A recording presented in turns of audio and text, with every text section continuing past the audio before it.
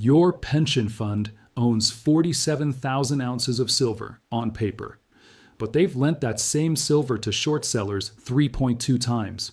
You're funding the attack on your own investment. This is securities lending. It's legal, it's widespread, and it's one of the most profitable operations your pension fund runs. But the profits don't go to you. They go to fund managers as performance fees, while you take 100% of the risk if the borrowers can't return the silver. Let me show you exactly how this works. Let me show you which pension funds are doing it. And let me show you how to check if your retirement savings are being used to suppress the price of the assets you think you own. Start with the basic mechanism. Your pension fund buys silver. Could be physical, could be ETF shares, could be futures contracts. That silver appears on your statement as an asset.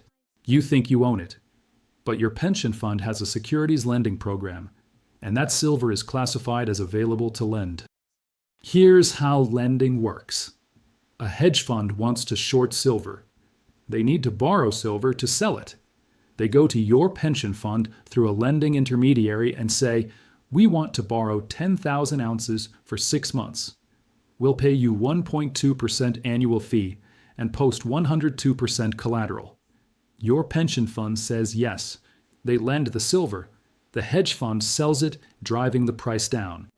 Your pension fund now holds 102% collateral in cash or treasuries instead of silver. The hedge fund pays 1.2% annually, and your pension fund reports this as income. Sounds reasonable, until you understand 3 things. First, you don't get the 1.2% fee. Your pension fund keeps 80% of lending revenue as operational income. The remaining 20% might flow through to your account if you're lucky, but most securities lending revenue goes to fund managers as part of their management fees. Second, the collateral isn't silver. It's cash or treasuries. If silver prices spike and the hedge fund can't return the silver, your pension fund has to buy silver at the new higher price using the collateral. But collateral is only 102%. If silver moves 5%, you're already losing money. If silver moves 20%, your pension fund is facing massive losses trying to replace borrowed silver. Third, and this is the critical part, the same 10,000 ounces can be lent multiple times. Your pension fund lends silver to Hedge Fund A. Hedge Fund A sells it to Investor B. Investor B's pension fund now owns that silver. But Investor B's pension fund also has a lending program. They lend the same silver to Hedge Fund C. Hedge Fund C sells it to Investor D. And the cycle continues. One physical ounce of silver can back multiple lending transactions simultaneously.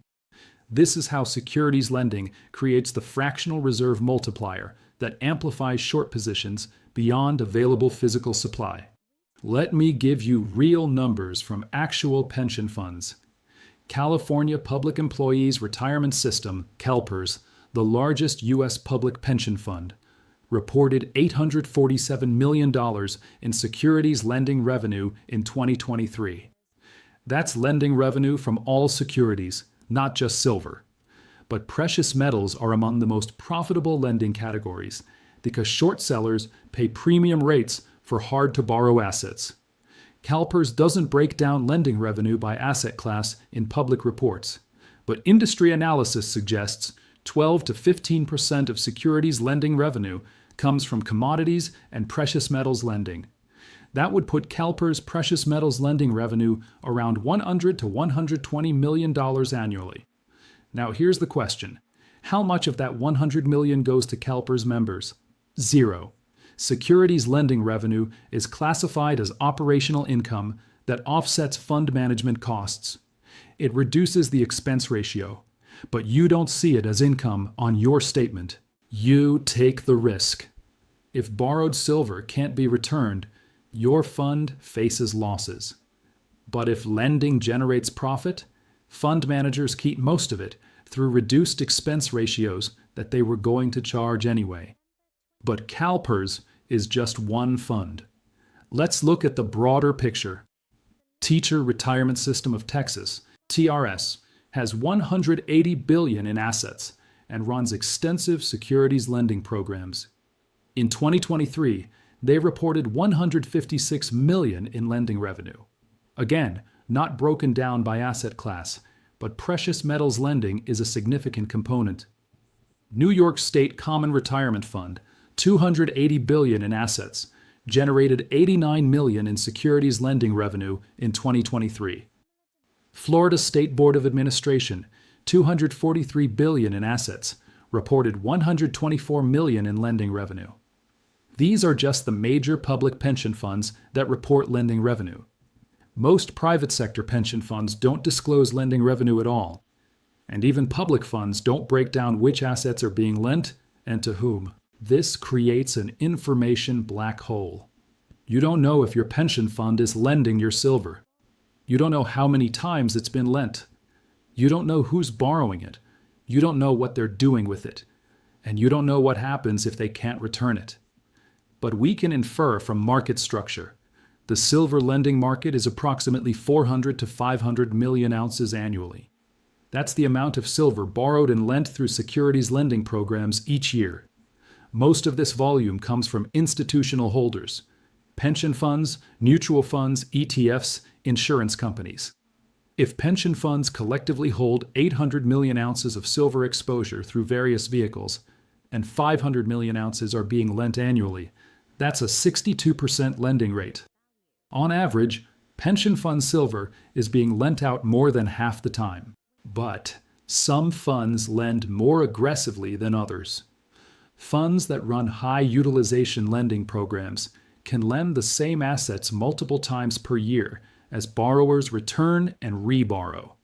A fund that lends 100% of its silver holdings 4 times per year generates 400% lending volume from 100% assets. This is how your 47,000 ounces of silver on paper can be lent 3.2 times.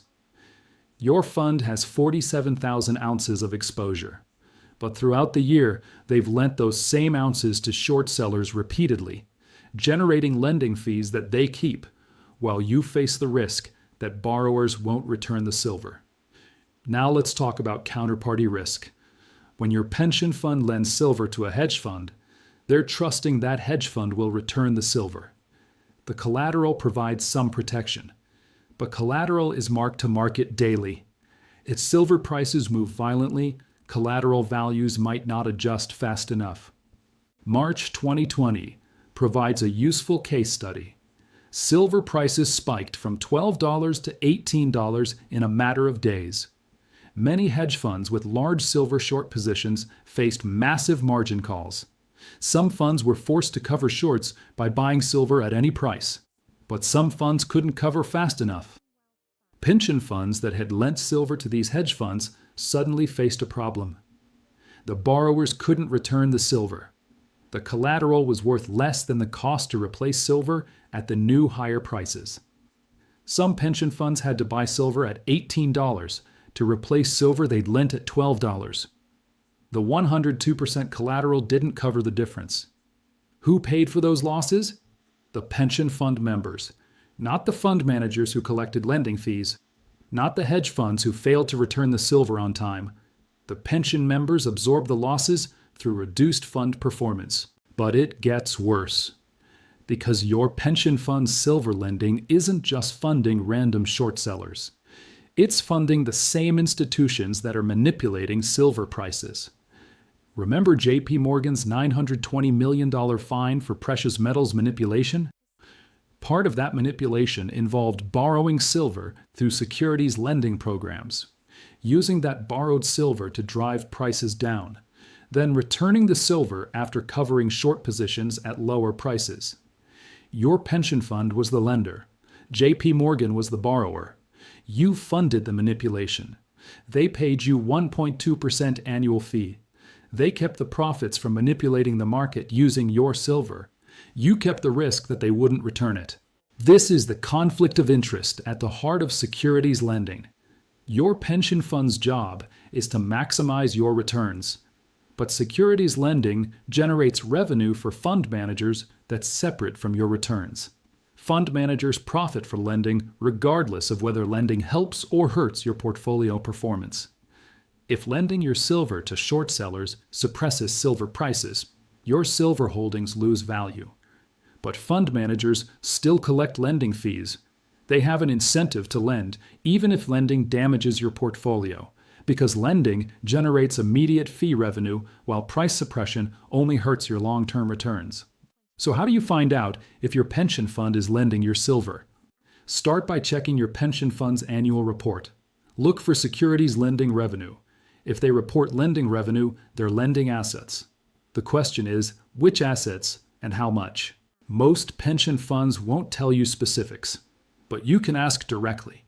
Contact your pension fund's investor relations department. Ask 3 questions. 1. Does our fund participate in securities lending programs? 2. What percentage of our precious metals holdings are available for lending?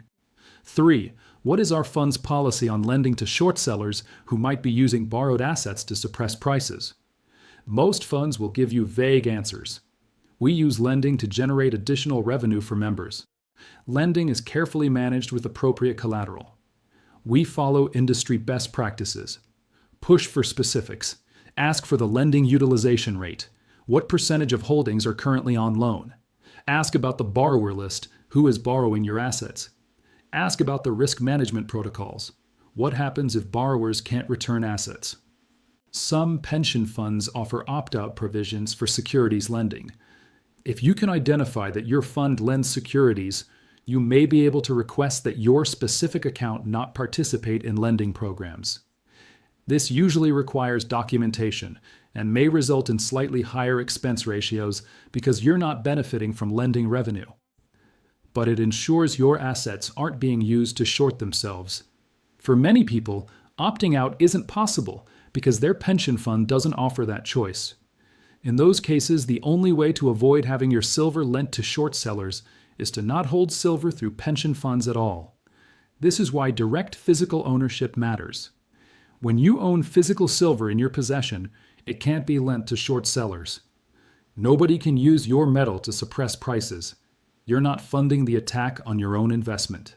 But most people can't move their pension funds to physical silver. Retirement accounts have restrictions. So what do you do if you're stuck in a pension fund that's lending your silver to short sellers? You need to understand that your silver position is synthetic. You have price exposure, but you don't have possession. Your fund might own paper claims to silver, but those claims are being lent out repeatedly. If too many people demand physical delivery simultaneously, your fund faces a shortage.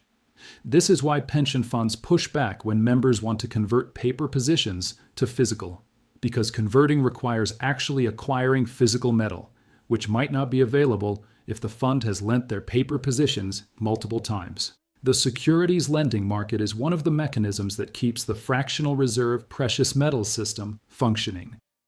Pension funds provide the inventory that short sellers need to maintain positions far larger than physical supply. Your retirement savings are the ammunition being used to suppress the value of your retirement savings. It's legal, it's standard practice. It's disclosed in 200-page annual reports that nobody reads. But it's your money.